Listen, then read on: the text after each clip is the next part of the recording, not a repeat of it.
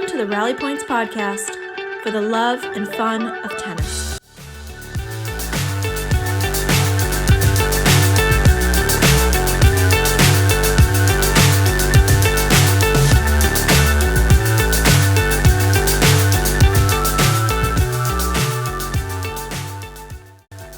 Rally Points 15, it's a Best River focused podcast with Mike Dolph, Larry Labatique, Kevin Colozzi, and Raris Petritsoy. We go over our adult and junior programs, competitive team programs, pro shop, and everything else the Best River has to offer. Bass River Cast. We're gonna go over all things Bass River. This first one is gonna be loaded with information. We're gonna try to go over all of our programs, explain a few things if we can, go over a few details, some of those, go over some dates that we have events coming up. So everything that's related to our club, we're gonna try to cover today. If we don't, we'll do one monthly, and try to go and cover things that we didn't today. Let's start with a little bit of update on our ladies teams. We do have, before we go there, we have 24 ladies teams, 8 of them in our working women's program, which should be a weekend league. The name is just sticking with the league, is keeping it like that, but it should be a weekend one. And 16 in our weekday, right? That's what we have. 16 and 8, yeah, 24. Yeah, 24 teams.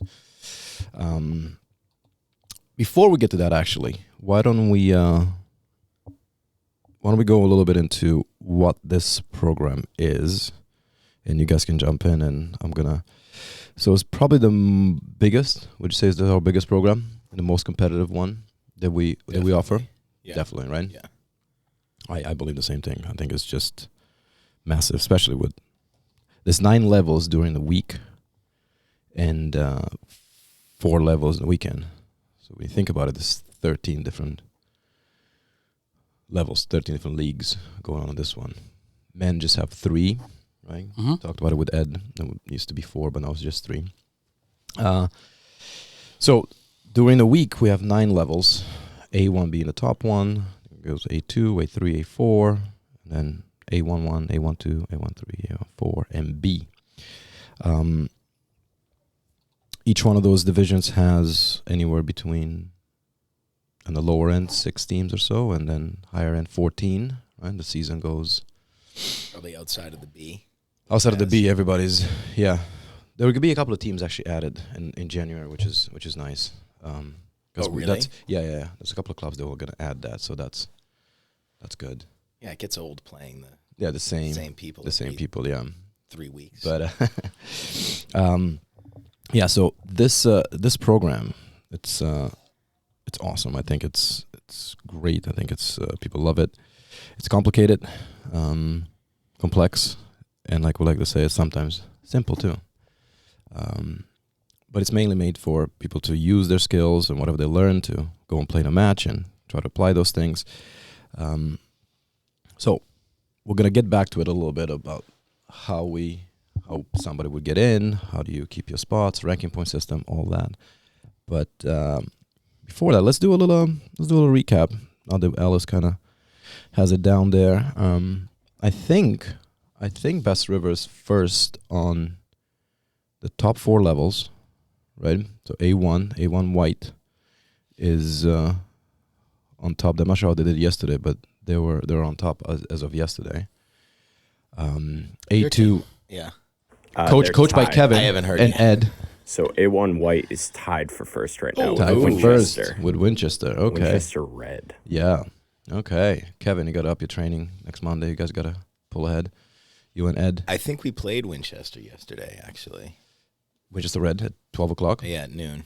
Oh, all right. That's a noontime team, right? They used to be. I think they might have been 10:30 now. So, yeah. Very hard to keep track of. It's because they changed the time. And so that's and A1 green is, where's A1 green? 5th, 6th?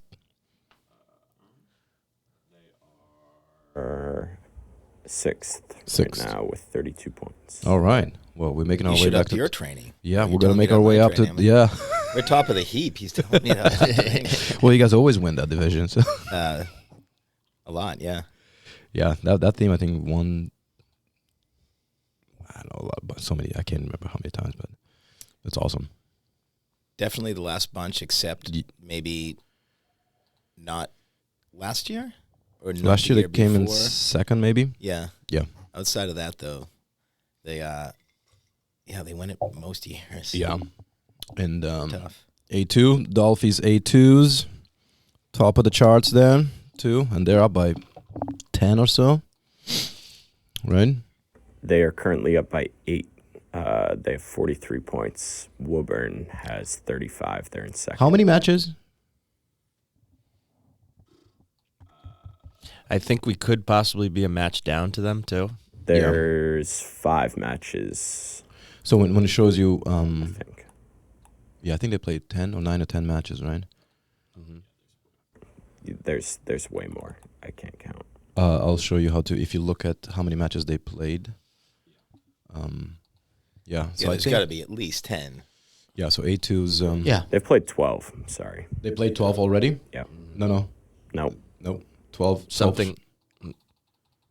That's not 12. I No, don't no. think. I 12, think 12 will be by the end of the 9 or 10. It's 9 or 10. I think they had a bye, right? 10. Sorry. I think they've 10 had out of one bye. 24. That's my fault. Yeah. So they played 43 points Yep, 43. out of 50 possible. If they play 10, they play 10 or they play 9. You They just said played 10. Yeah, they played 10. I figured that one out. 10. So 55 points. 50? 50. 50, 10 yeah. points, 5 points Yeah. match. Yeah. So they got 43 out of possible 50 points. We have who's undefeated in that one? I think Holly and Kristen are. Holly and Chris are undefeated, right? I know Una and Tracy lost their First loss yesterday. yesterday by a point, really, in a way. Yeah. Right? Yeah. Because they got that's still a good season. So what's Holly and Kristen? Holly by herself is 10-0. Okay. And Kristen's 9, I think. they got Gamber. one, so Yeah.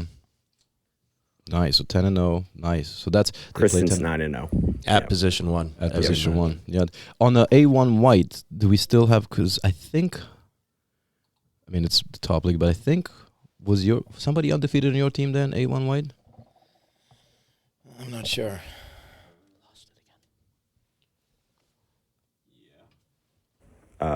Lisa Kaufman. Lise Kaufman. Yeah, Lise yeah, yeah. Kaufman, 7-0. 7. That's good. You lost it. Yeah, it's gone again. All right. Work with Larry's there a little bit with his number. I think it's no. I think it's the next one. There you go. Yeah, there you go. Got it. You're back? I gotta Back. get some. Yeah, there you go. Thanks, Ellis. Good. That's nice. That's good. I think they're gonna win that league this year. Came very Doing good. close last year. I know. Tied, right? 90 points or whatever it was. Yeah, Is that what it that's- was? I think they were tied with 90 points. And they won head to head They against the beat them team, head to head, yeah. but they But didn't they have went. Would they do percentage of win or wins, total team wins. Total team oh wins. total team? Yeah. Yeah, so that is Not just points. Yeah. Wait a minute. What? So they were tied in points, Yeah. right? Not a team, Winchester team. So Yeah. they're tied in points. They beat them head to head. I think twice or combined matches. They beat them, but the league goes by total match team wins. Team wins. throughout the season. Not just total points. So we might have lost a couple matches 2-3 Yes. where they won 3-2, but they 4-1 also lost or- 1-4. In one of them. Yeah. Yeah. Yeah, weird. Now, is that the best way to do it? Head to head. Or You gotta should go it Head to head be should be the second tiebreaker. Head to head should be. Should be. You go wins. If you against- tied with someone, what's the matter if they've beat someone else Right. or lost by a certain someone else? You beat them twice. Yeah. the rules of the round robin should be, if you apply those, should be if it's a 3-way tie, that's when you go to that. Correct. Because if it's a three-way it's a tie, two- everybody's beating each other, typed. On a 2-way tie, you go Right, head to but on a head. two-way tie, you No, have, there's it an should- outcome. So one correct. team Yep. beat the other one. Beat them twice, you should be ahead of them. pretty crazy though to end up with exactly the same amount of points after 24 weeks or whatever it is. I know, right? And he came down the last 2 weeks. Yeah. It Yeah. was- yeah. Well, I mean, part of that's from the fact that now that there's so many levels, doesn't that really keep every team Yeah. really even? I mean, that's part of the idea behind It's- having all those levels, right? A1, Correct. 1, A1, 2, A1. That's 2. why it's broken up like that. It's Yeah. so broken up that everybody is super competitive. But even when you play the last place teams, they're good matches. Yeah. They're close. You're playing other people that are That's right the on your idea. level, that's why you want to go out every match and know that you have a chance of winning. Otherwise, it's not that much fun. Yeah. You know? And it works. I mean, it seems It does. crazy that there's that many levels, but it keeps most matches competitive. Which is They're- why you do the more people play this program, this league, the more you realize that you want to play at the level you belong. Otherwise, it's not that much fun. not either way. If you play too low, and your player that should be playing high, you're not having fun, not getting challenged. And if you go the opposite way, if you play too high, now you're getting beat. Your confidence is down. Your game will suffer. 100%. Yep. You're just gonna go down yourself, and you just Yeah, it can be a long season yeah, when you're not winning. yeah. It's a And tough winning one, isn't but, everything, you but know, it's definitely makes it more fun. You know? yeah, you get the rewards of it. But everybody will go through those periods where you are gonna have some losing streaks. But yeah, Yeah. you don't want to have it for 24 weeks. Right. Yeah.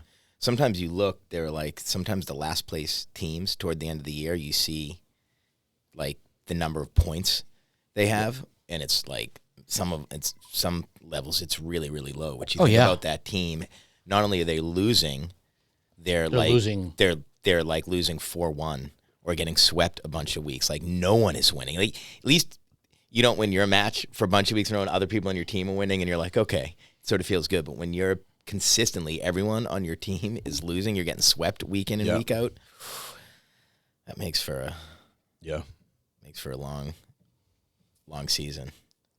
Mm-hmm. A3 White, they're in first place, I think, by 3 points. That's another one of your teams, Kevin. Yeah, there's definitely Freema and Yeah, Emily undefeated there, haven't right? Can you lost. look at A3 White? They are in first by 1 point. I think Yeah, they that- might have a match in hand. Yeah, we do. Yep, with a match in hand. Yep, they're on 39 through 10. Cedardale is on 38 through 11. Yep, perfect. And who's undefeated? Freema's undefeated there?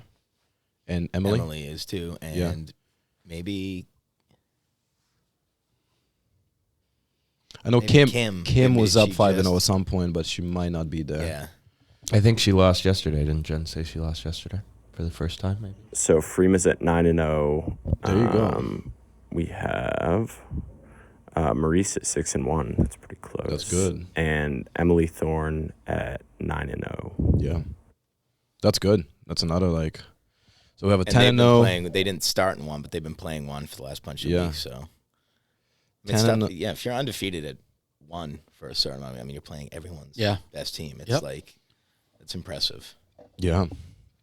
A3 Green. You guys making a comeback? We're coming back. Making a comeback? We're inching our way. We had some injuries early in the season. That's right. Because A3 Green was competitive. It is competitive. It's a tough team. Really tough team. Yeah. Yeah. So I think we're back to middle of the pack. I think we got a 4 yesterday. So Watch out. Watch out, A3 White. We're ready. Going down to A4. I think here in this division we have 3 teams in top 4. I think A4 White is winning. And then Dolphior A4 Green is in second, right? second or third, I think. And yeah. Eddie's A4 Blue might be in fourth or third. Yeah. So it's undefeated. We have some undefeated. Vicky and Christy are undefeated there. Are they 10-0 or 9-0? 10-0. 10-0. Wow. Vicky and Christy. There you go. Man, you got undefeated in every level. Yeah, It's pretty cool. yeah, that is. That's pretty cool. I mean, it's probably the coaching. I would assume. Who's on it with you?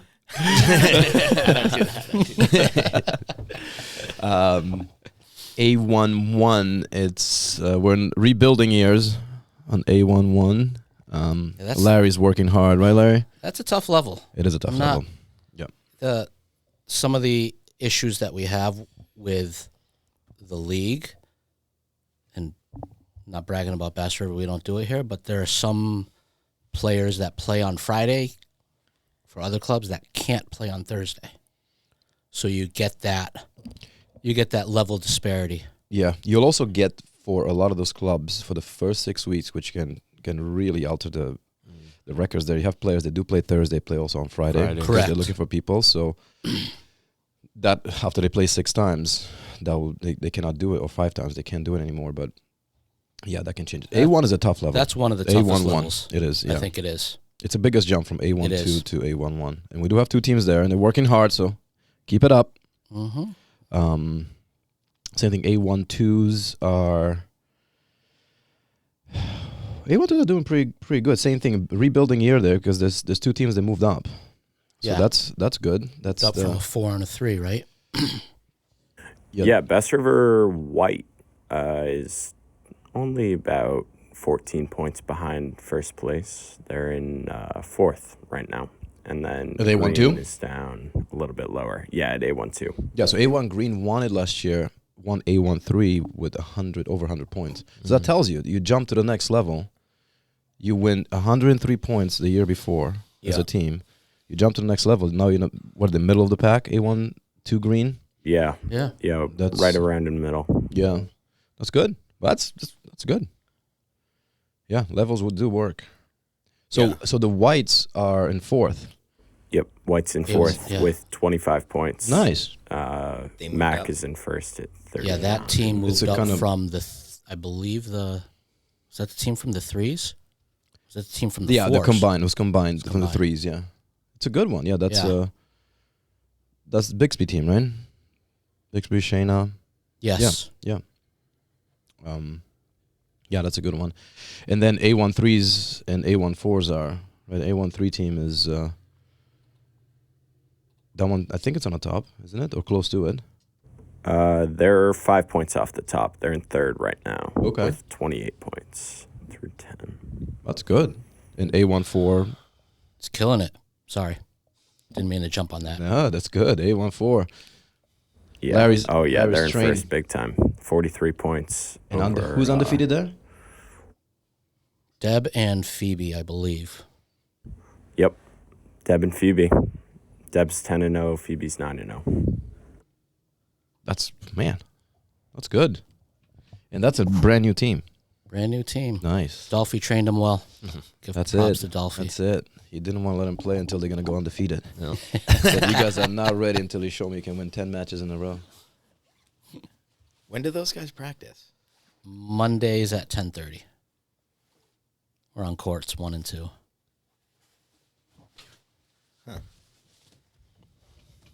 Kevin's I've going to never go been introduce over himself. there. Yeah, I've never been over on that side. Come say hi. Me and Sean are doing it right now. Good group of ladies. Very nice, yeah. There. That was your Friday group.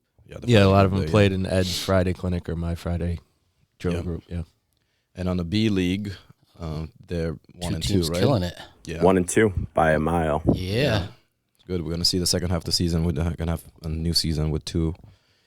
I still don't understand Couple of how team. every club doesn't have A B team a that's B team. we How do you should not, have, how, yeah. how can you not just go to any of your adult Correct. clinics And try to and get. your even beginner level clinics and round up some people and get them excited about playing team? That's a Get feeder 'em into program. Playing, That's the get them to that's a playing feeder some program. team. Rars, it might be helpful for those that aren't playing in the league, maybe the format of a match and how that goes into the point system. Yeah, that's a good one. Before we do that, let's talk about the importance of when you start playing. The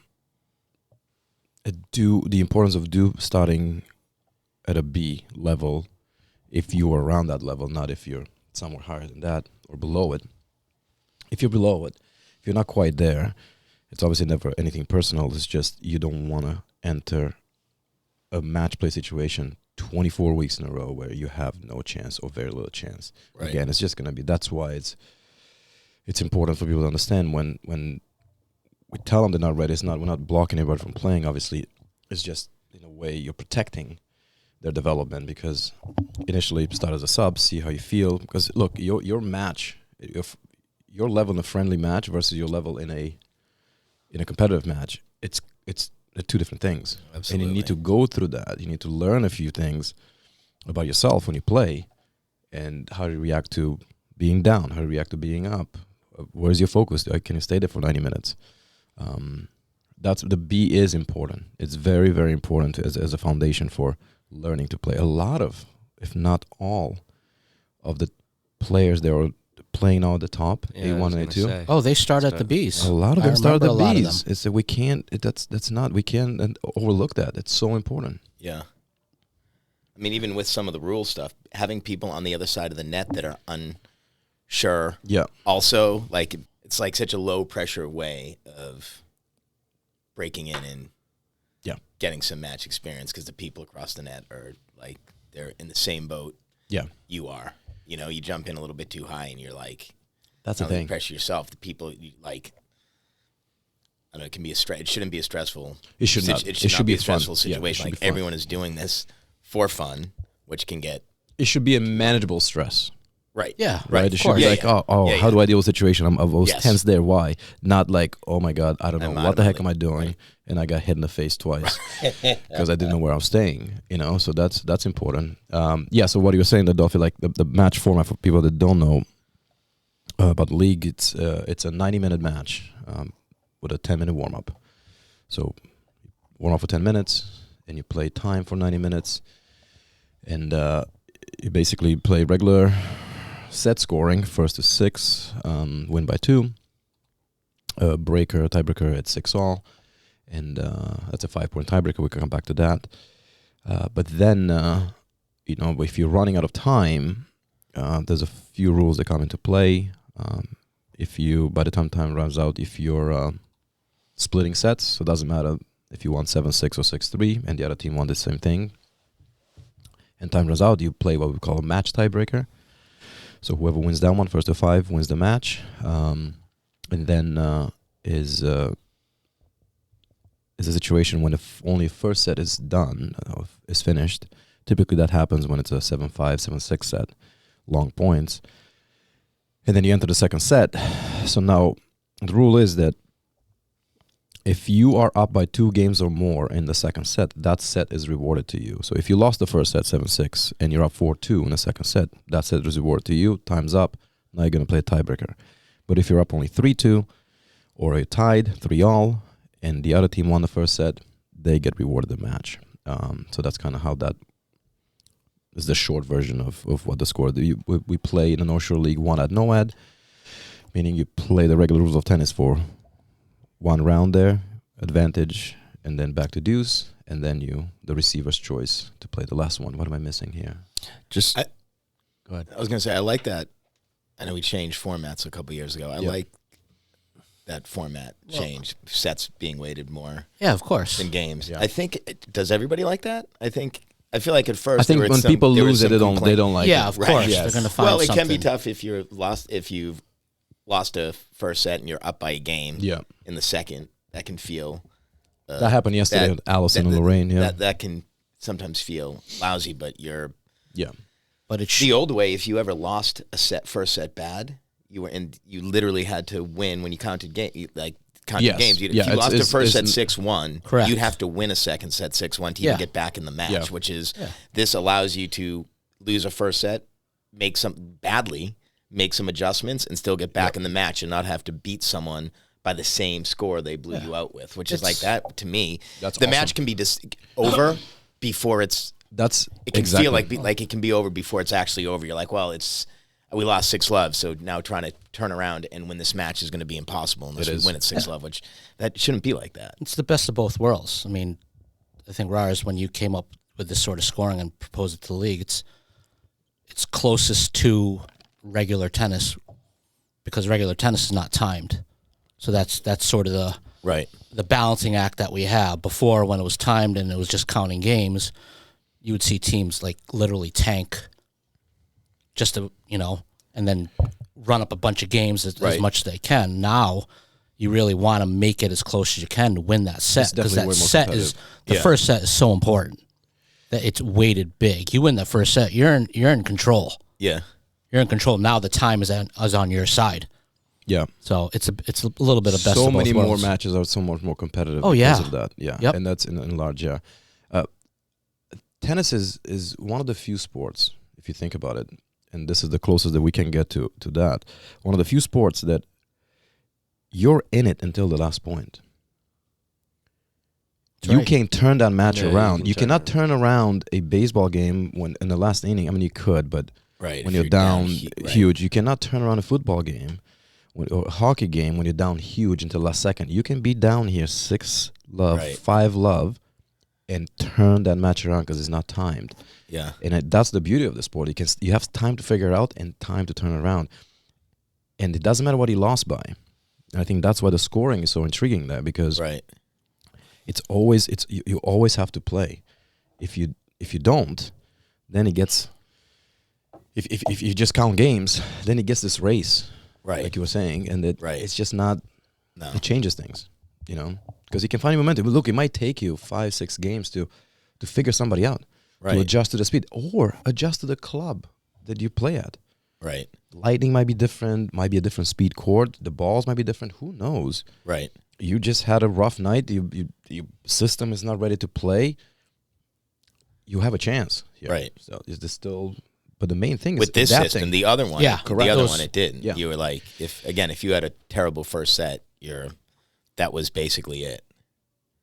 yeah, you know? that's it. Yeah, Then you're done. people will run out. So yeah, that's a very, very important one. Yeah, I do think everyone. At first, people were a little thrown off, but I think people Yeah. have come around on it. I bet if you ask most people that play, Yeah. everyone likes this one better. Yeah, because you're just adding games previously, and that was Yeah, it. yeah. It's just not. I don't remember. What So you used to be able to win a match without winning a set. Is that correct? if the match was not over, if you won, Yeah. if you won 7-5, Right, and I'm up, yeah. and I'm up 4-0. 4-1, Right. Yeah. That's what I mean. You So win. yeah, you don't. Yeah. That's crazy. Yeah. Yeah. You don't win a set and you can win a match, right? Yeah, You correct. lose- Yeah. You lose Yeah. 5-7 and then you're up 6 or you're up 5-0. Yeah, you win the match. You win the match. It's amazing it was done like that for Yeah. so long. I know. Yeah. And Rars, quick, just talk about how one individual match contributes to a team score. I think that's important too, because it is team tennis. at It the is end team of the day. tennis. That's right. So I mean, we all know this. We do play. You have in a weekday you have 4 positions, and then in a weekend you have 3 positions. But during the weekday, because there's only 4 positions, you can end up being tied 2-2, and this is where there's an extra point rewarded to the team that has a better performance, and that can be determined by the amount of matches you win. So let's say you're not tied 2-2, you're winning 3 out of the 4 matches, you get the extra point because your team is won most matches there. So now you win that 4-1 instead of 3-1. So you get that extra winning point for that. It does not apply in a weekend because they have 3 teams, so somebody will win 2 or 3 matches there. And if you're tied, that was my initial point there.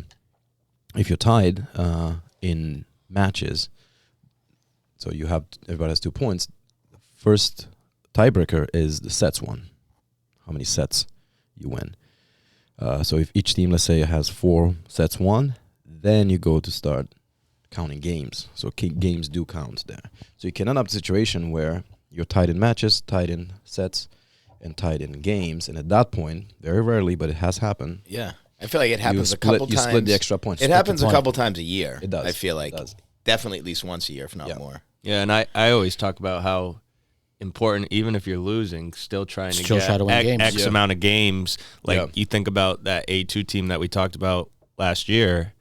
We win one of those matches 3-2 instead of losing it 3-2 because of games. Now Yep. you win the league, so That's it is true. important to play So important, right? all out until the end of the. Plus, you time. can lose your match and still feel like you Contributed, yeah. You contribute. Yeah. Like sometimes it's your set. You've lost in 3 Correct. sets, but you took a set in your Right. match, and when you're counting That's sets, the it comes extra down set. there, The or extra even point. in games. You know, Let's. I hate the mob that forms around you when you're trying to count up the score of games. After I got my phone out, I'm trying to like do math. I have columns going, and there's like a mob of women around you shouting out what they think the numbers might be. I go to the office. I get right out of there. I'm like, I'll be back. I need dead silence. yeah. And then I give it to like 3 other people. I'm like, check my math, please. I don't want to be wrong here. Before before Larry has to go, because I want us to go back this quickly. go to the working women's. So that way, on working women's 1, we have a working women's 2 team. They won last year, won a couple of years in a row actually. So they moved up. So it's a building year for them, but they're doing good. Judy and company.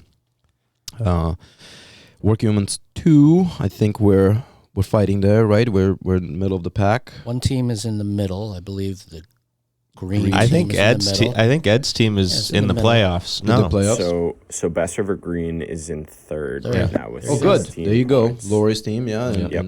And then Bass River White. White is fighting in the middle. Oh, good. That's Yeah. awesome. That's you, Yeah. Larry. Good. And on 3, Green is in first 3 right good now teams. by 1 point. okay. Pink is Oh, nice, fighting in Pink. the middle. And then White is in fifth. Yeah. Okay, there you go. So that's strong. And then on 4, we're winning the league, right? The new team. The new Yeah, team is winning the league. Bass River Green is in first with 20, and then That's a strong team. White is in third right now. There you go.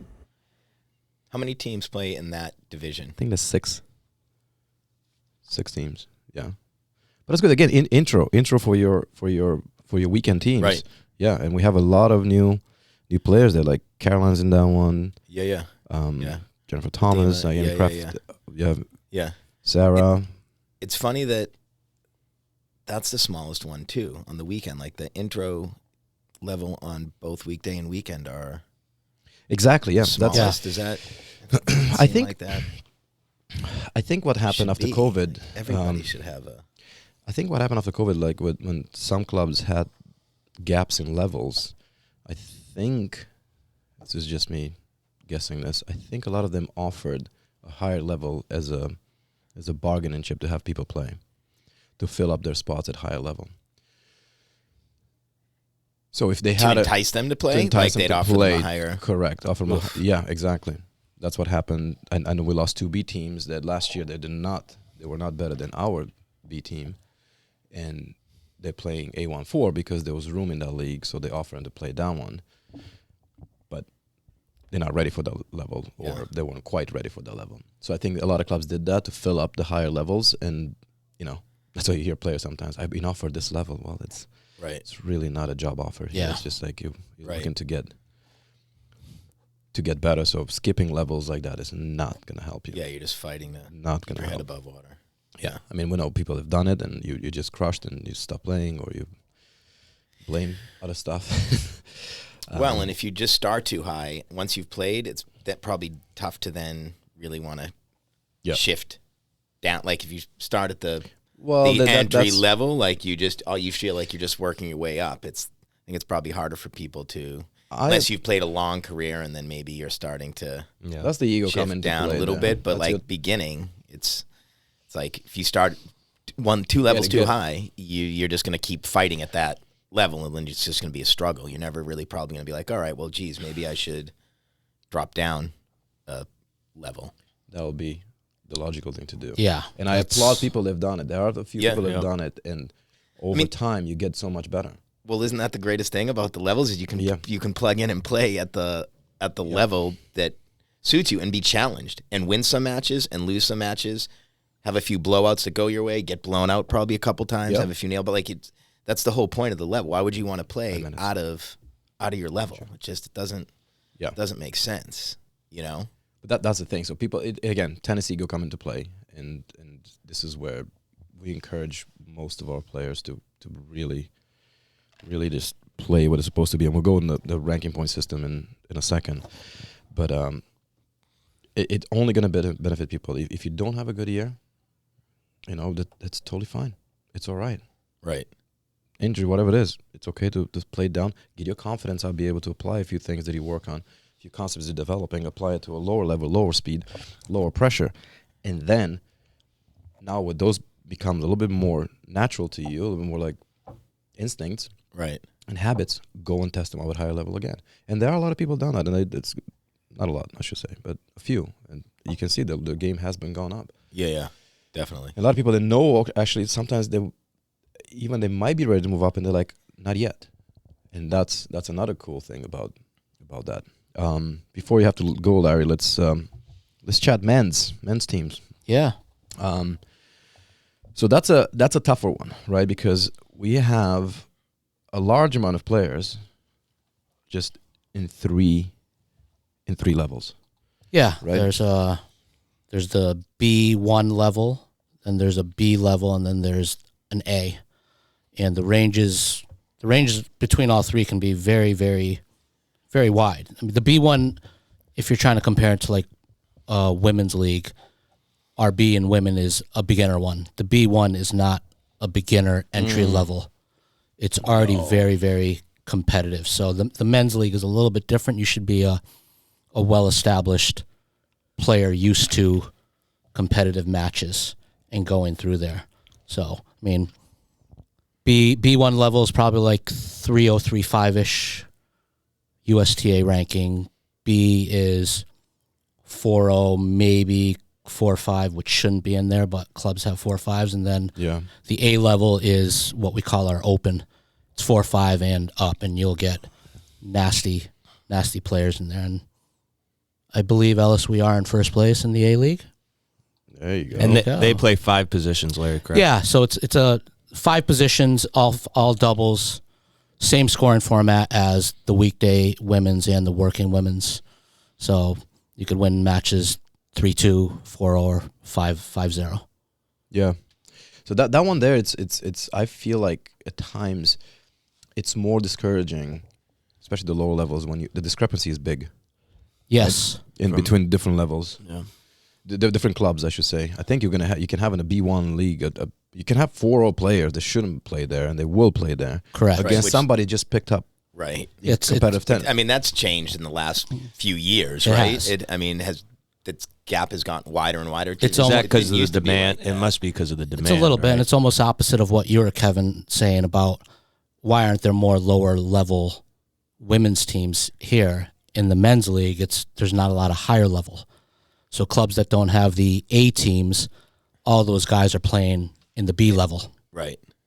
Right. Yeah. How many Ellis in the A league? Is there, I believe, 8 teams, and then when you go down to the B, 12, maybe 14. 12. 12, yep. So four team difference right there. So clubs that don't have Yeah. it, they're playing all on That's the too B, bad, and it pushes 'cause, everything if you're a down. guy that is Yeah. new to the game, or like but ready to kind of start doing some competitive tennis, there's just not a Correct. there's something set up, but it's just the levels are so out of whack that Yeah, it is. Yeah, that's and Larry, also before you go, you run the pro shop, right? So let's go a little bit. I'm sure people do know that obviously they can order and try out a bunch of rackets here and stringing, and you can best string around. You can string to their needs. Sometimes they might think they need certain strings, but they might need something totally different. And that's a very important part of playing your equipment. It's just as important as your game goes to it. Playing with the right racket, playing with the right grip, playing with the right string. Right, all those things are like so I'm not sure important. people pay that much attention to string. I know. I think it's String tension, Right. obviously. it's a huge advantage that we have here. Ellis knows this, and Rars, you string as well. By having the knowledge that we have as tennis professionals, knowing skill sets, physical ability, actual style, physical stature, Yeah. we can match them pretty almost perfectly with Size of your hand, people. Size string of your hand. tension, actual string, Yeah. racket size, string pattern. I think that's All of those. that's so something that's lost in a lot of pro shops. that can change. Yeah. It is Game. the knowledge of the game, knowing how to fit the player. Right. And I'm gonna go one step deeper. It can actually physically hurt somebody. Oh, I've seen that. We've A seen lot it of over times. the years, right? With Incorrect string, incorrect tension, How about just too tight? Yeah, too way tight, too tight. way too tight. So people- incorrect racket. Yeah. Yeah. You'll have people saying, "Oh Way. yeah, I see Rafa play with that racket. That's why I want it." Right. Yeah, which it's a marketing tool, but Wanting is one, Right. knowing how to play with it is Yeah. another, or being physically be able to play with it. Yeah, I think a simple thing for people when they start with a basic, when you start with your racket size, right? If you grip that, everybody has different hand sizes there, but when you grip that handle, right, you should have maximum of fingers width there between your fingers and the ball of your palm there. So you can't, if you have it too big, which tends to be what people do, have a bigger grip. They overgrip. especially on the It changes how you squeeze the handle. It changes how you feel that racket on the ball and everything else that goes with it. And combine that with a wrong string tension, and you give yourself a tennis elbow that will hurt when you brush your teeth. Oh yeah, everyday life. Yeah, that's so important. Having a dampener is important. You know, all of those things that I think it should be stressed there, because it's just like your game. You want to know you have the racket that's adequate for you, and the strings they're good for you, and change the grip too before a match. We talked about this with the ladies yesterday at A1. The importance of having a fresh grip to start a match. You don't realize some dirty grips running around. Yeah, because you don't realize you squeeze that handle 5-10% harder. Yeah. Now your flexibility drops by quite a bit. So what the shots that you could hit, it could feel with a new grip. I love the They're not feel available. of the new grip. Yeah, too. a freshie. Put it on. Yeah, there's something about it. So important. Yeah. So important. Yeah, all of those things. All right, Larry, I you got to feel go. like you've strung a racket from me before, and then I've gone out and lost a match. I'm just wondering if you can explain yourself as my You stringer. can edit this, Rares, but that is the user and not the equipment. Okay, boys. All right, Larry. Later, All Larry. right, we'll go lead him to victory, man. Yeah, coach him to a victory, Larry. Yeah, come on. Here we go. You got this. Put it on them. Dolphin, now we're gonna move on to juniors, and Alice, if you can jump on the rankings there for. Yeah, we got that. Here's another. Sad is not the right word, but could be better. There's only 4 clubs Yeah, that's having a junior. Yeah, that's really dropped off. I mean, I played in that same league when I was Really? younger. Yeah, out of Winchester, and there was. I feel like there was 12, 15 teams in the league. Every club had Yes, had a junior team. Yeah. It was a big deal. It was a big deal, but man, that is just Has dropped. Unfortunately, because it's what you want. What's your feeding program? You want the kids to play. We have instructional program, but you also want to have the competitive program, because you want them to do that, and it's.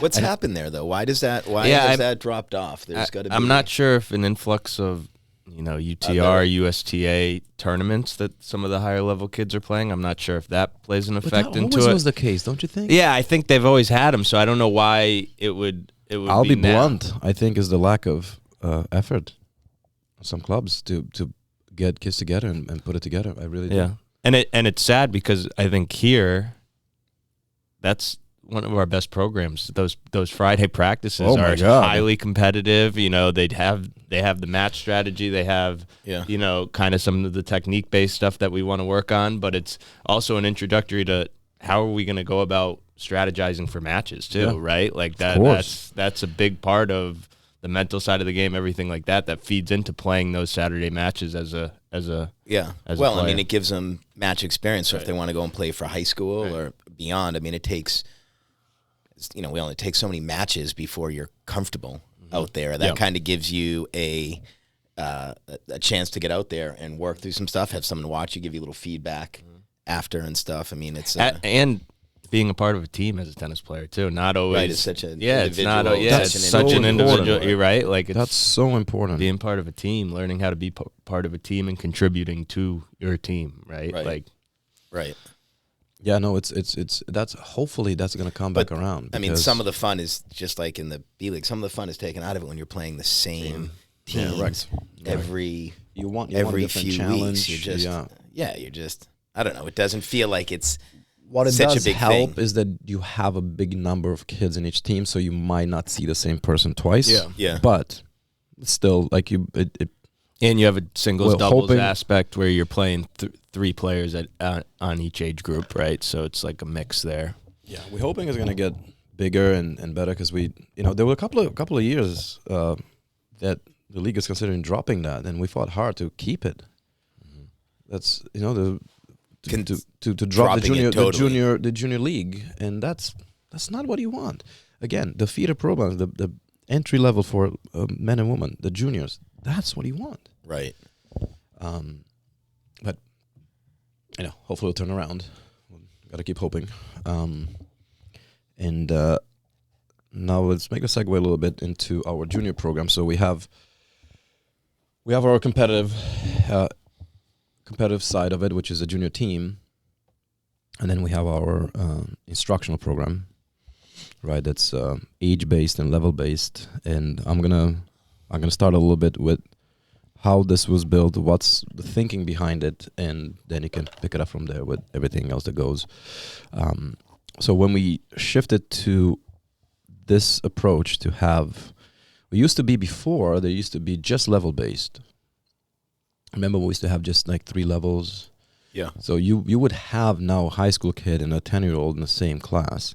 And even if level wise that might have been okay, compatible, socially and Yeah. but it was not the best approach. So, but it was good. So we decided to keep the kids students into ages like 2 year apart levels there, and then categories I should say 2 years apart, and then have a system within that age group of levels. So we have the 5 and 6s and the 7 and 8s. And then 9 and 10s, 11, 12s, 13, 14, and then the high school is combined. And all of those other than the high school have, each age group has 4 levels. 1 being the introductory one, obviously. 2, having some experience. 3, you're starting to develop the advanced technique and know some tactics. 4, you start into enter competitive mode, competitive match play. And it's been working really, really well. High school it's split in about six levels because the number of kids being spread up over four years. And a few years ago, we also added a level 3, 5 and 6s and 7 and 8s. Just 7 and 8. Yeah, we're just a 2-level based program, but we added the 7 and 8s. We added level 3, and that has great programs. Those kids that get into level 3 for the 8s, massive improvement when by the time they get to be 9 or 10. So that's the whole structure of our program, and our curriculum is also really focused on stages of development, the proper stage of development that we see necessary for each kid. And at times we do run into this issue, is not the right word, but a little bit of a roadblock when you do have kids that might be willing to play, but they just want to play with their friends and so forth. They might not be the same level, and this is something that we do hold strong, that we need to have a certain guidelines, certain rules for people to be able to move up through our levels. Yeah, certain skill set. Yeah. Right? That, and so we have evaluations and everything else goes with it. So, Dolphy, fill up the blanks here. You're the junior. I think actually the biggest thing that, before I go, not to cut you off, that's made a difference in like all the junior tennis is all the quick start. The quick, like yeah. The mini nets and the balls. Yes. I mean, think back to when we were kids. Yes. When you were still like you had a regular size racket in your hand, Full hitting size over court.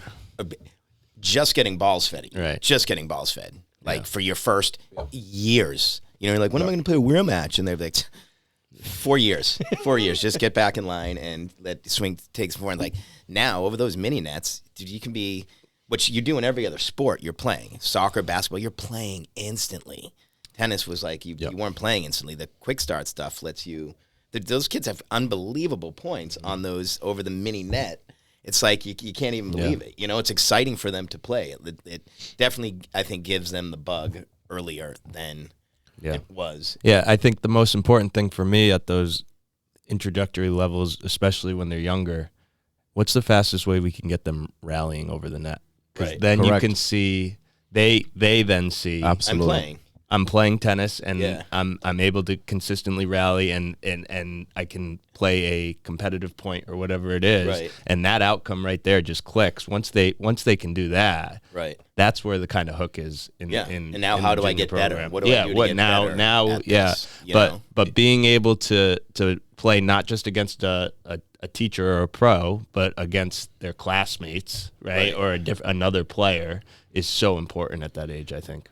I am convinced that is one of the top 2 or 3 hardest sports for a kid at that age, up until 10-year-olds, to actually do. Yeah. You can go and play soccer when you're 4 and 5 because you just well, you can do a lot of things, baseball, t-ball, whatever it is. Yeah. Everything is.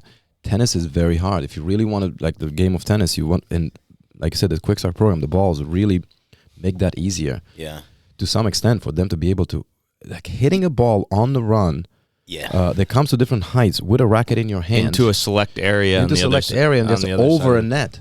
Those are tough things. You need to stick with it long enough. You need to have that break. Some kids have it faster than others, but you need to have that breakthrough. For a little bit, you might not even be able to rally. And even as a kid, you're like, how much fun really is that going to be? But once you can start to do that, it is. But there's got to be a little bit of sticking to it, even as a kid, that that you're willing to put up with before you're actually there.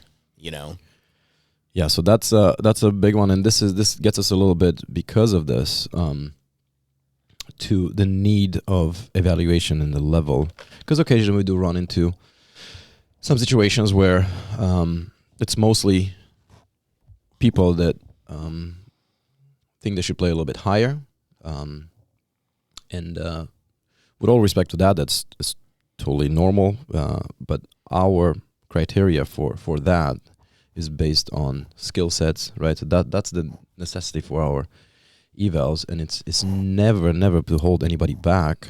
It's to their development.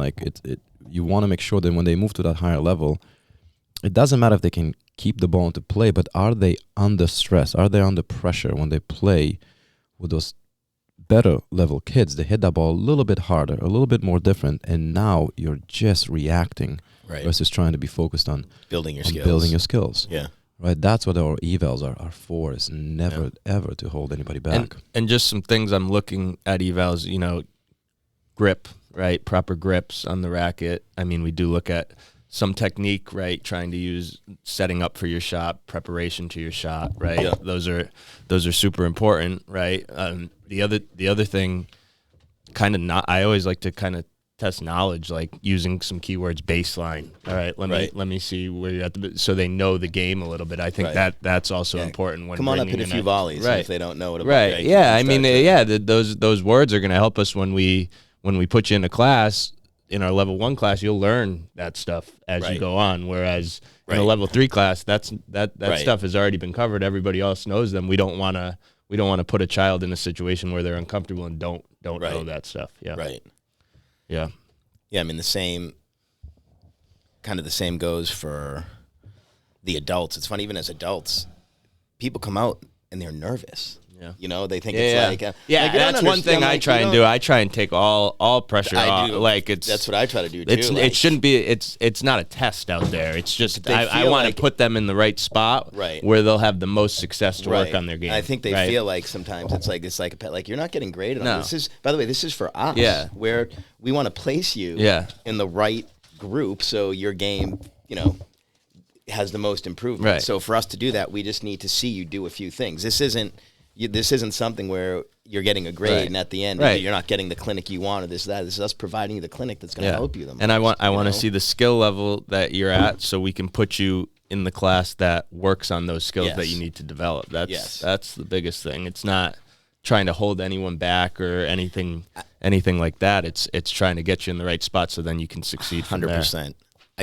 That's important. I think also too, and I feel this way with the adults, I'm sure you feel it with the kids too, that maybe sometimes people that don't play the game as much or don't do what we do quite as often, don't understand how quickly we can kind of get a sense of what your level is. Yeah.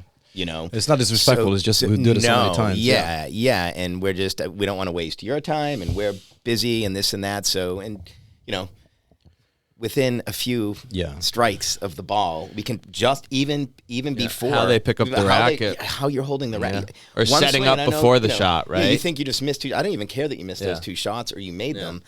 Maybe you slapped at one and hammered it down the line, and they're like, I just hit that ball by the pro over there. And meanwhile, I saw you holding the racket the wrong way and slapping at it. I'm like, oh, you should be in this level class. Right. You know, it doesn't take that long. We're not trying to rush you through it or brush it off, but it's the levels are broken up. So within 2 minutes, we can figure out where you're supposed to be. And almost 100% of the time, it's right. How often do we do an eval where someone gets placed and then you're like, oh, they're in the wrong spot.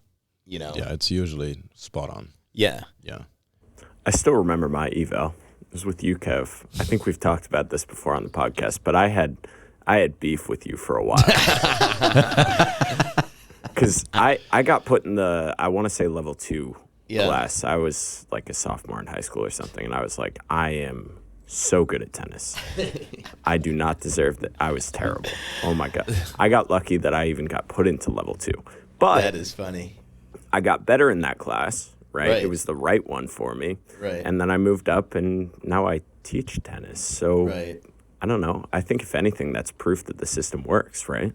Yeah. Yeah, I think it's I mean, how long have we been doing evals for? Because that wasn't something that was we did initially, done we just did either. it It's just the season, something that like we started doing about but like 10 looking years back, ago. how are we doing it without that? Yeah. I know the evals are very, very important. It's I'm sure you guys covered that part there. With it's never personal. It's just doing the right thing for the program and for the person. Let's stick with the juniors, and then we're gonna shift to the adults and the junior events. But before we do that, go a little bit into the levels, the match play part for levels 3 and 4, and the fun day part for levels 1 and 2. Dolphy. Yeah, I think so. Fridays we run kind of a fun day Friday for our levels 1 and 2, and I think that's a good way for the players to implement kind of some of the technique-based stuff that we have in clinic into kind of a fun setting where they're playing games. It's not as much, technique-based, but it's a little bit more, strategy on point play, stuff like that, and letting them kind of go out and use the stuff that they implemented in clinic. Whereas in our level 3 and 4 classes, we have our Sunday match plays, which are, they go out and they'll play, depending on what age you are, an hour and a half of matches to 3 hours of matches in some of our groups, right? And that's a good way with the match strategy that we've been going over in clinic to implement that into kind of the Sunday match plays. So I think both kind of counter what we're doing in class during the week, which is good. And that's what you want. You want it. That's why it's called the fun day. Yeah, right. It's fun base. Yeah, Learn first how to play in a low pressure situation. Right. Then you get to higher levels 3 and 4. Right. Now we're starting to because there's a Grand Prix. Yeah, we collect points in that, and there's so you teach them to be competitive. I think that's a big part of that one. And I know we talked about this last year. For the younger age kids, is for them to learn how to lose. Yeah. It's so important to learn how to lose first. Yeah. And be fine with it and learn from it. 100%. Versus just, because, no kids and have kids and the winning part is big, but like, man, learning how to lose is a superpower. Dude, it is. It absolutely is. Or learning how to win and not be a dick about it, quite frankly, too, honestly. Yeah. It's like, tennis is a funny sport. It's not, you've done other team sports, you're out there with your team.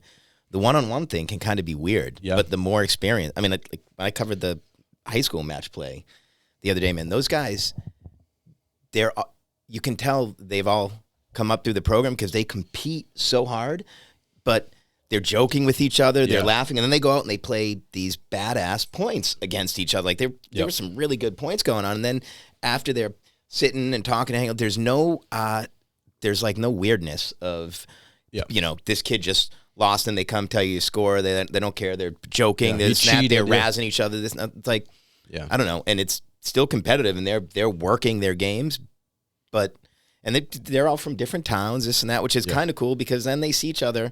I think they see each other in a high school season. So there's this like, I don't know, there's this level of like know their opponents a little bit and stuff. It's I don't know, but that comes like the earlier you do that, I mean, look, we're playing a game where you're making your own line calls, right? Yeah, so, that like, is true. Come on, you got to, in Friday Fun Day, you're just playing champ of the court, and you're wanting to call a ball out, and you're learning how, like, I really want that point. I could just call it out, but I'm not. And you're young. You're like, I don't know. That's where you learn all that. Yes. That's where you learn all that stuff. You know, and it's going back a little bit. I understand every parent's point of view that, and everybody's on those evals and everything. They're looking from their perspective. We have to look at it from a bigger perspective of the whole club. And again, nothing personal ever, but there is a way of doing things. There's a way of going through, and then you get to that level where your kid will compete, will be like challenging the top kids in the level, and it'll be good. Yeah, but you can't skip. Right. Same way you can't skip classes in grades in school. Yeah, you shouldn't skip levels here. It's just not. But it is true. Like parents are doing their job; they're looking out for their. Which is fair. You do your job, but then you still have to now let us do our job. The bigger picture, and it all ends up. And worst case scenario for me is putting a child into a level that's too high, and then they lose. They don't like tennis anymore, right? They lose what they came here for because they had a bad experience, right? So it's like there's such a fine line between, like, everyone thinks, well, I want to be pushed, I want to be with better players, but there's a fine line between that push being too much where you're totally overwhelmed, but also how about the other, you want to be pushed. So does the other kid in that class, right? Now, if you're not pushing them, now they're not getting pushed. So it's like it's a two-way street. At it. I always say it's a two-way street. Yeah. No, it's not that you can hang with the lowest, like the kid is ranked lowest in that class. Can you challenge the highest kid in the class? Right. Because they need to get something out of it too. Yeah. And can you work on your stuff, or adult for that matter? Yeah, I think. It's not about I play with those people. I get it. That's fine. Yeah. It's okay. But the top level, can you challenge it? Yes. Can you actually develop yourself? Those are the things that I think takes a bit. But again, it's how people look at things, right? You look from your micro thing. We have to look at it from macro. Yeah. Zooming out a little bit.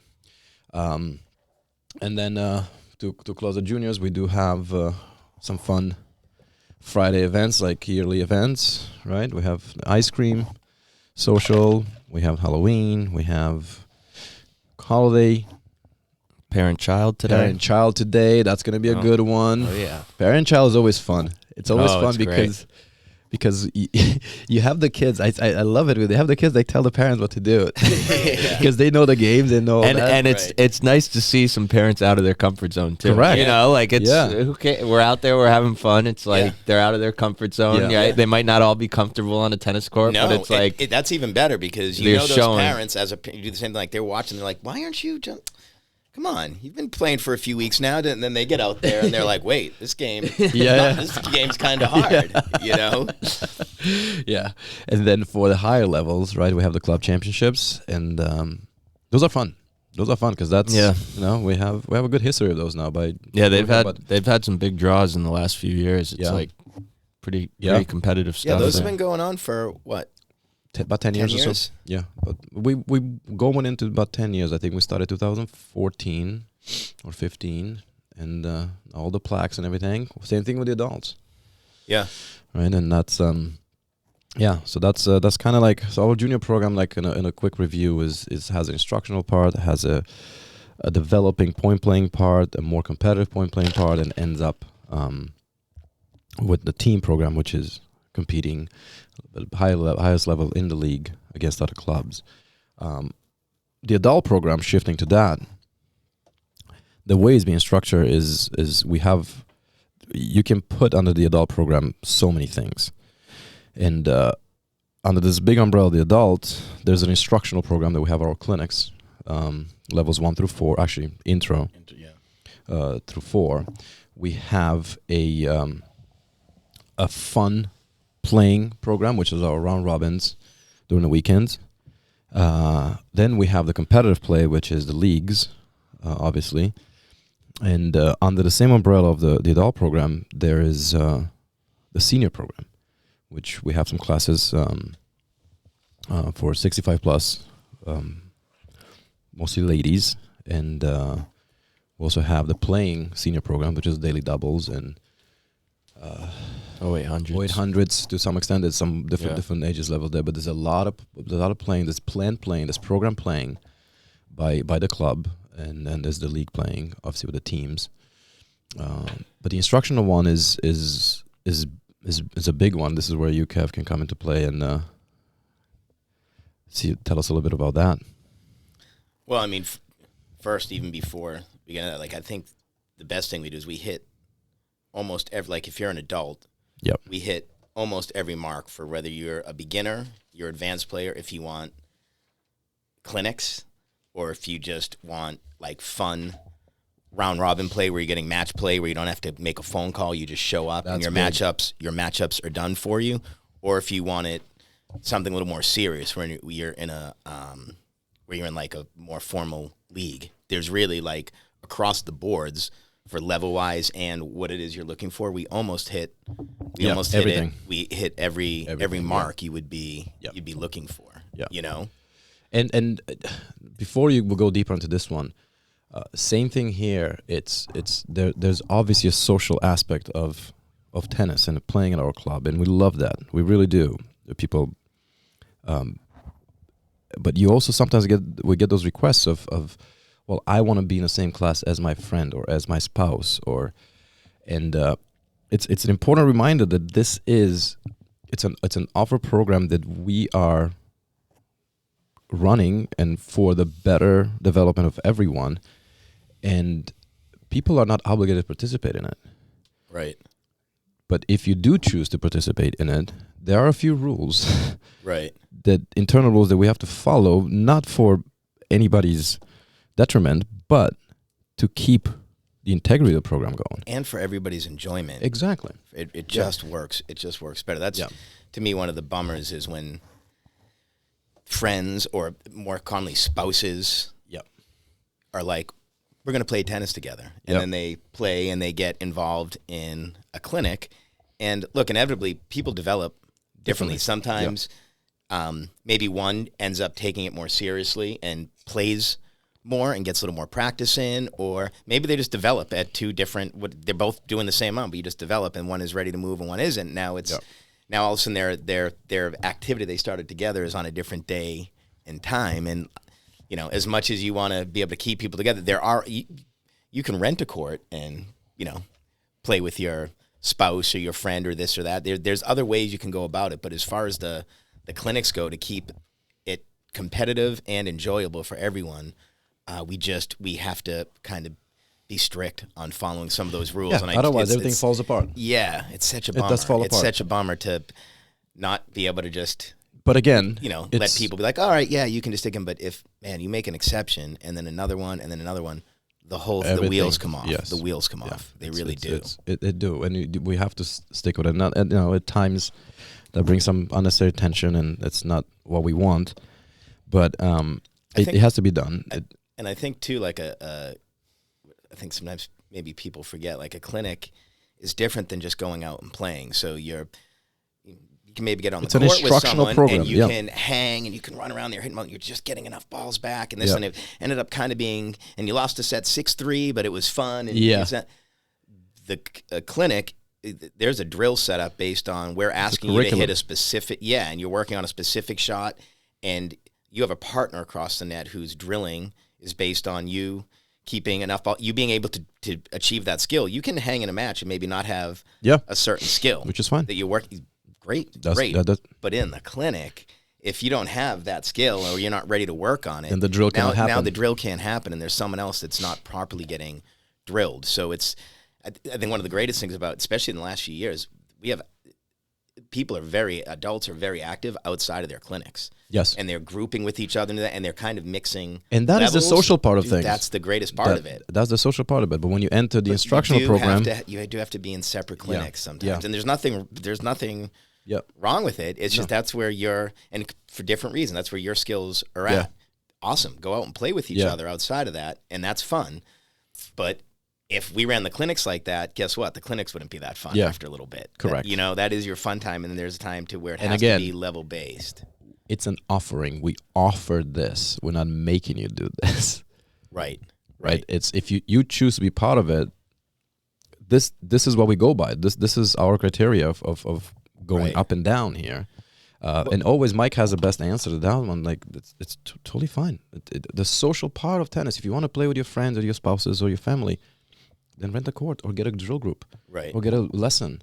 Right. And you do whatever you want in that time. That is your time. Right. When you enter our program that is built a certain way, we have to stick with the guidelines that we have within that. Yeah.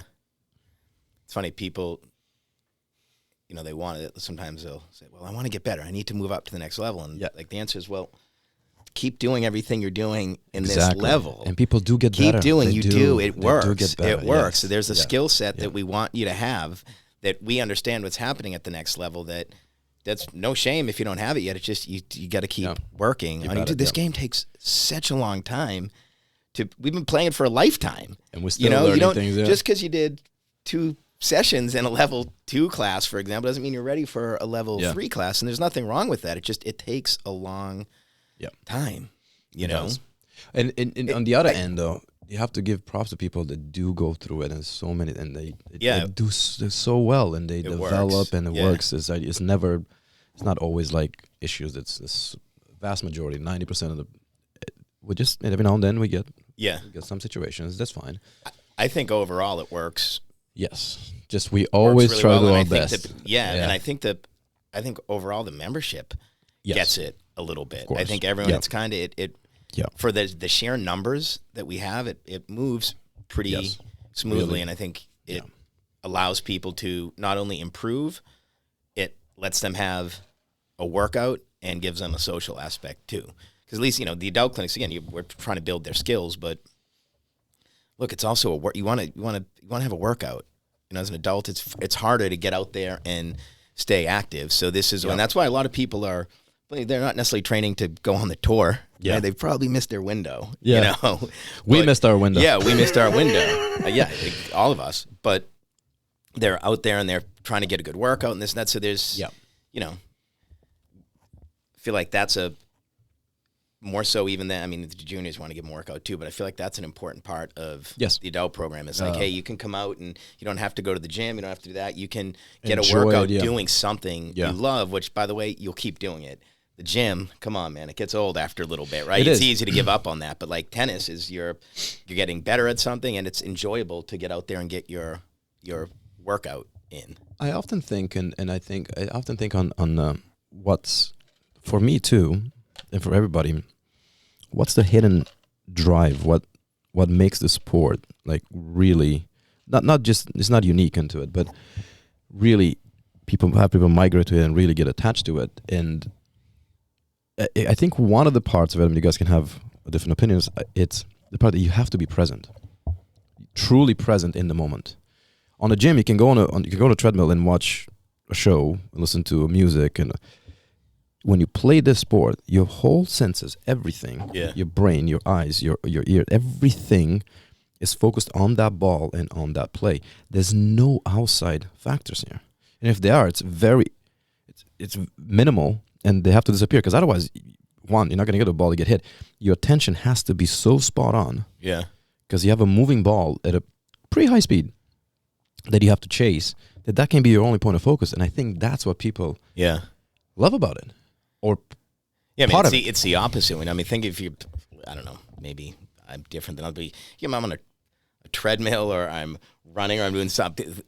I'm putting on something to distract me while I'm doing it. Please let me forget what I'm doing so I can just get through 20 minutes of doing this or whatever. Where, tennis, you are playing, and there's growth. Yeah. Yeah. All right, so now I'm doing 45 minutes on the treadmill. Who gives? Right? But now, all of a sudden, I know how to hit a slice backhand. Yeah. Like, I achieved something. That's cool. Yeah. You keep the learning mind going. Right. Because that's what keeps you in. You keep the brain going, learning, you challenge yourself. And sometimes, you talk to people, I've been trying to develop this. I know it's not easy. Yeah. And it's tough, but you know what? Why not keep trying and Right. figure stuff out of yourself there.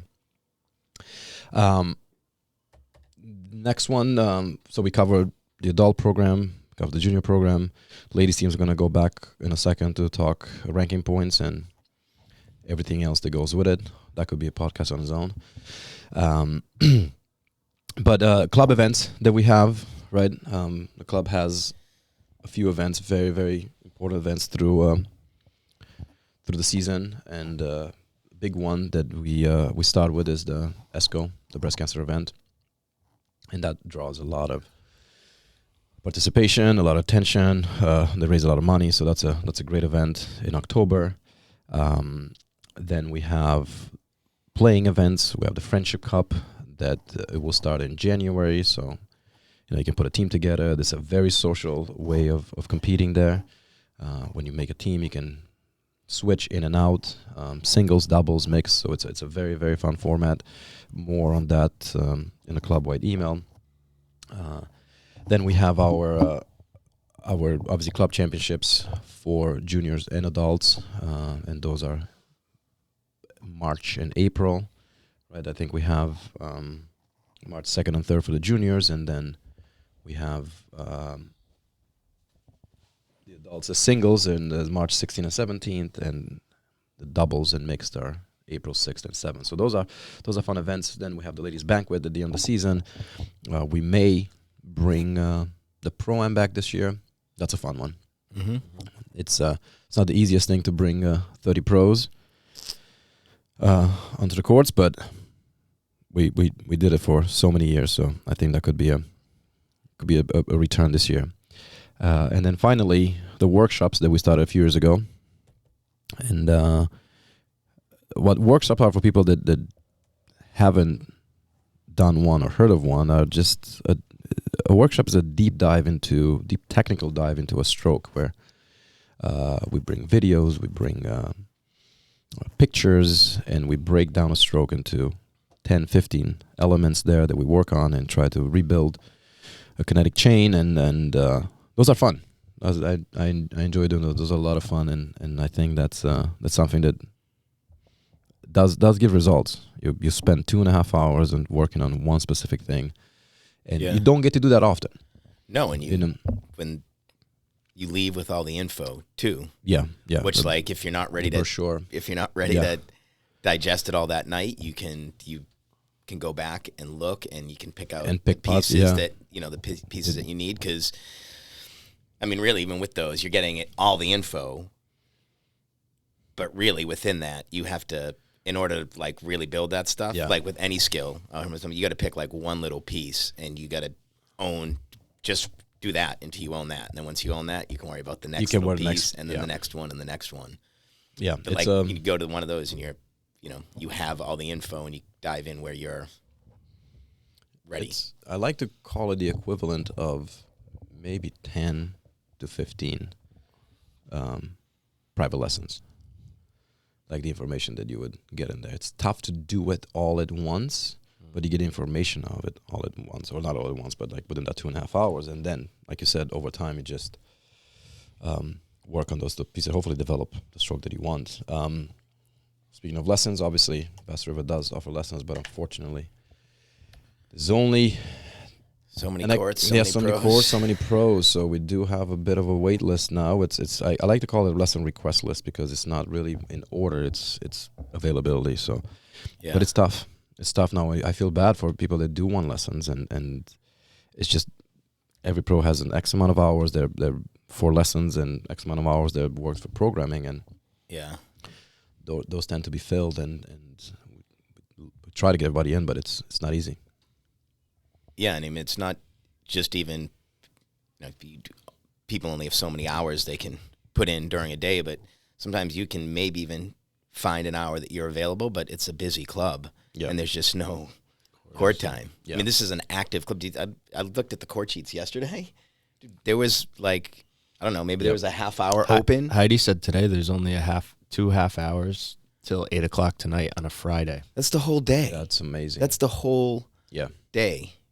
So it and lessons group lessons, clinics, matches, contract time, and it's all over the board. It's like a little bit of everything, but it's just it is what it is. It's just there's so many people doing different versions of tennis.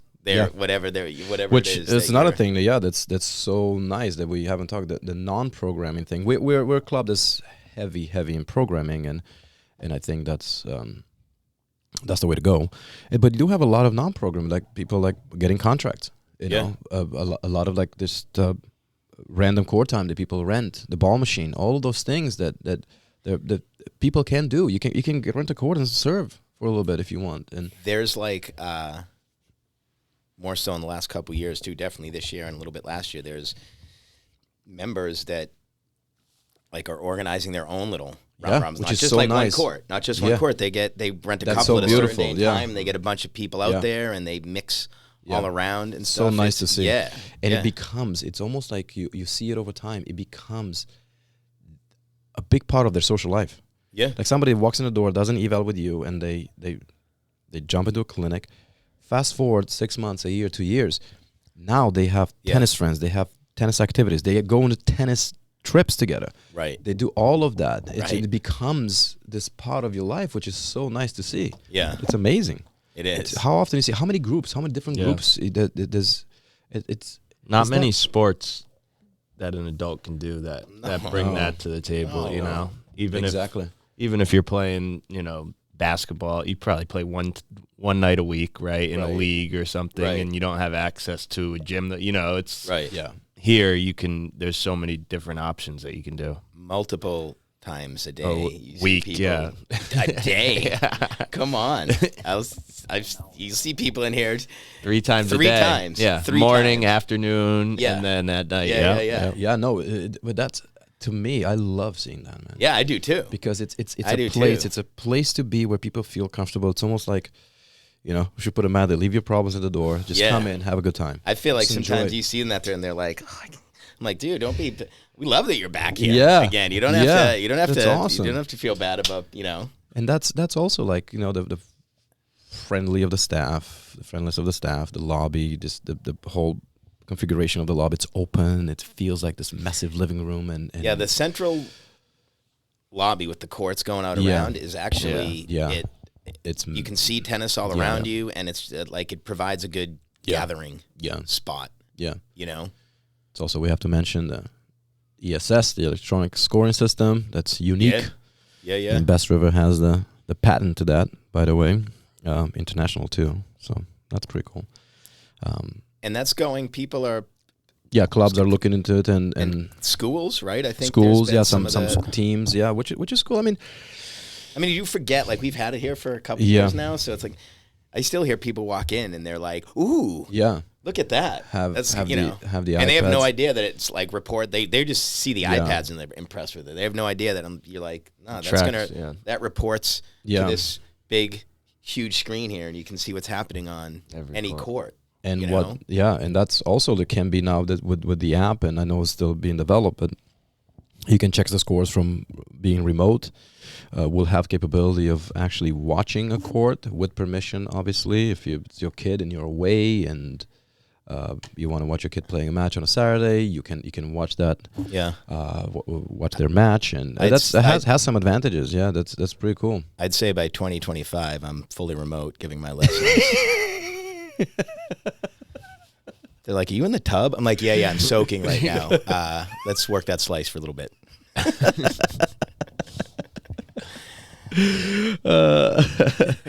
That's why not? Yeah, I know.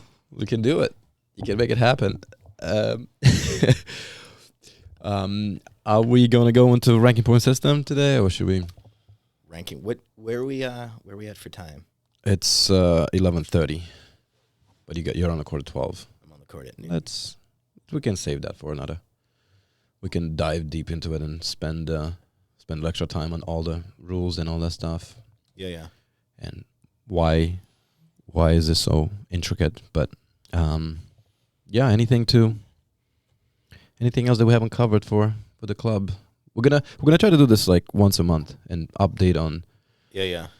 On teams and programs and everything that comes along, and we're going to try to also, this was a big breakdown of everything, but we're gonna try to if each one of us try to come up with 3 tips for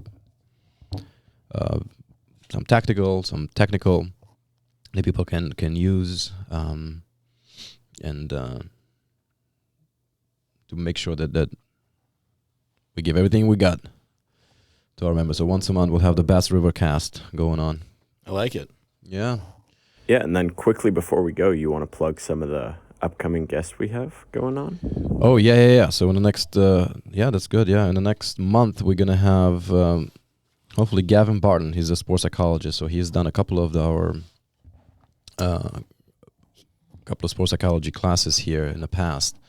So he'll be joining us next week, hopefully. I forgot he did those here. Yeah, he did. Yeah, he's very good. Did a couple of them, Yeah, right? he did a few, yeah. So that'll be good. So, if people have time to listen to that one, we're going to, if you have any questions about that, let us know. I'm going to have quite a few. If you've ever thought your head might have got the best of you in a match, it's worth listening. Yeah, it's worth listening. I know I'll have a few for him. We're going to have a physical therapy specialist in here. Andy McClarkey is going to come in a few weeks as well. So we have some hopefully some good information coming everyone's way, and we're gonna continue trying to offer the best we can here. So we're good. I think we're good, man. Thank you all. That was Said fun. it all. Yeah.